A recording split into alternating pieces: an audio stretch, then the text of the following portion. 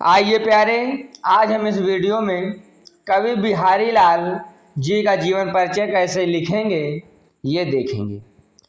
तो आपको अब यूपी बोर्ड की परीक्षा में जीवन परिचय लिखने के पहले संक्षिप्त जीवन परिचय किसी भी लेखक या कवि का लिखना पड़ेगा।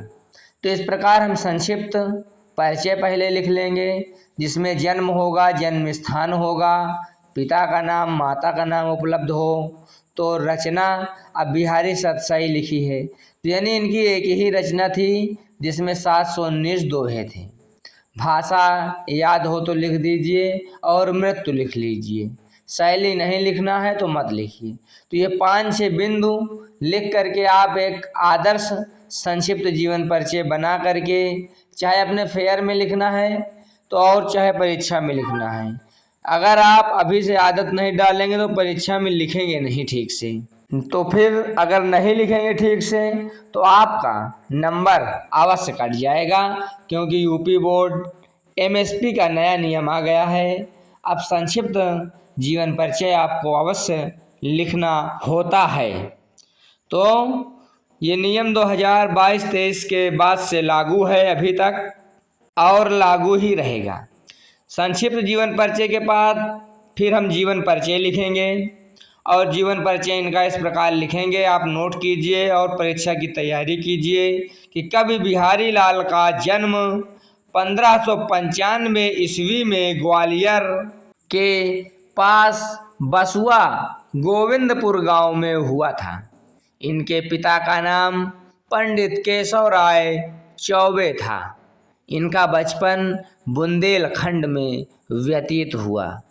युवावस्था में ये अपनी ससुराल मथुरा में जाकर रहने लगे।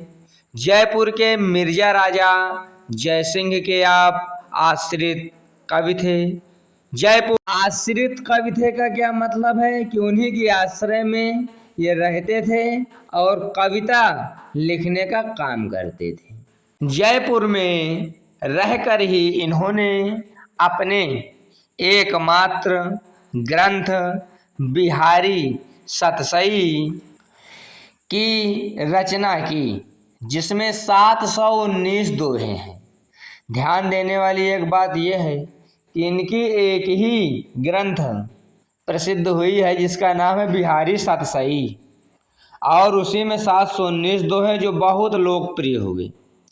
राजा जयसिंह बिहारी का बड़ा सम्मान करते थे, यानी जहाँ ये रहते थे वो राजा वे सम्मान करते थे बिहारी जी का।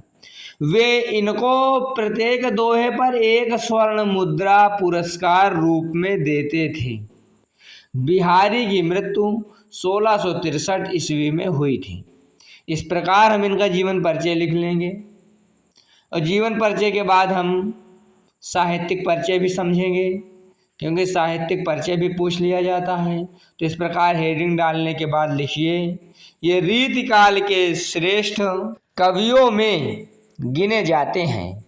भक्ति, नीति तथा ऋतु वर्णन भी इनके काव्य के विषय रहे, पर प्रधानता प्रेम और श्रृंगार की है।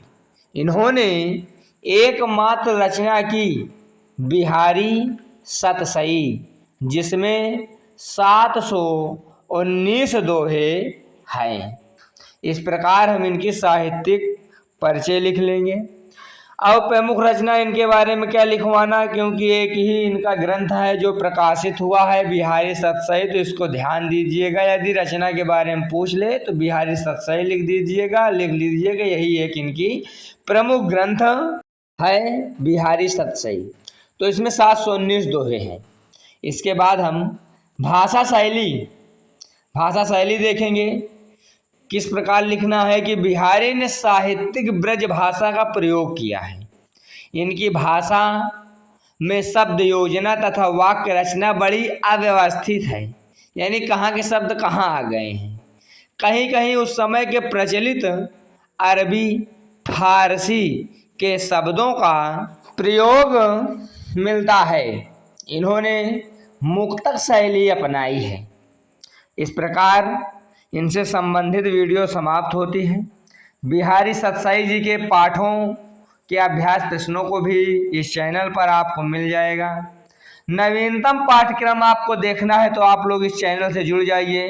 कक्षा 9 से 12 तक हिंदी, संस्कृत, काव्य, गद्य सभी खंडों के अभ्यास प्रश्न आपको इस चैनल पर प्राप्त होंगे नवीनतम प्रश्नोत्तर के साथ। पुराने प्रश्नोत्तर मत देखिए बार बार, हर बार सिलेबस में कुछ न कुछ प्रश्न बदल जाता है और उसी के सटीक प्रश्न को देखने के लिए, प्रश्न के उत्तर देखने के लिए आप इस चैनल से जुड़ जाइए। आप सभी का सादर धन्यवाद।